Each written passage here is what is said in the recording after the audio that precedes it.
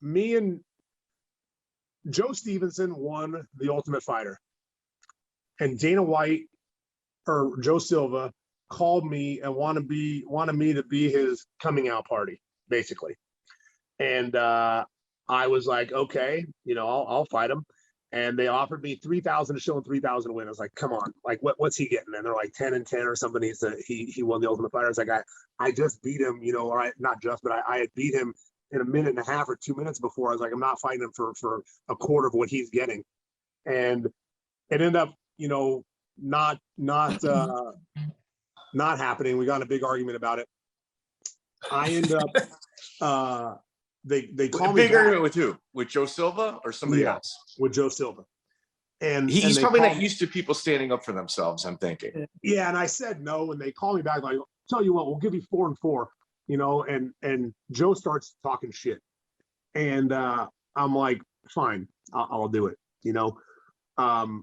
Something happens, and they never send me my contract, and I'm waiting for it, and a month goes by, and I sign to fight in the another event. I forget what it was, but they were paying me $20,000 flat, and it was 35 days before the UFC.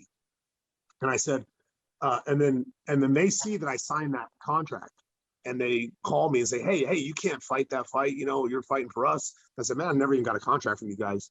And they said, bullshit, we sent it to you a month ago. I said, I mean, I didn't get it. And if you didn't get it back a month ago, I'm sure you would have asked for it by now. Like, and big old ordeal. And so they tell me, you can't take that fight. And I said, then I need to get more money. Like, you guys never sent me a contract. They're going to pay me $20,000 flat. You're paying me 3-3. And he keeps telling me, or 4-4. And he keeps telling me no. And then I said, well, I'm not doing it. Like, I'm going to fight this fight. I don't need to fight in the UFC right now, blah, blah, blah. And I get off. Dana White calls me back, and he's like, hey, you need to fucking take this fight. You can't back out. I'm not backing out. You guys never gave me a contract. And this fight is for X amount of dollars. And he goes, if you don't take this fight, you're done in the UFC forever. And yeah.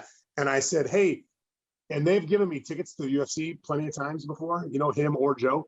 And I said, hey, my anniversary is this weekend. We're going to be in Vegas. I said, can you hook me up with some good seats to the fights? He goes, I don't know. And I hung up. And I was the end of it. And so the next day, Dana White posts on the Underground, Chris Brennan's a fucking bitch. And by the time I got to it, it was 20 pages deep of people talking shit to Dana for being the CEO, trash talking one of the fighters.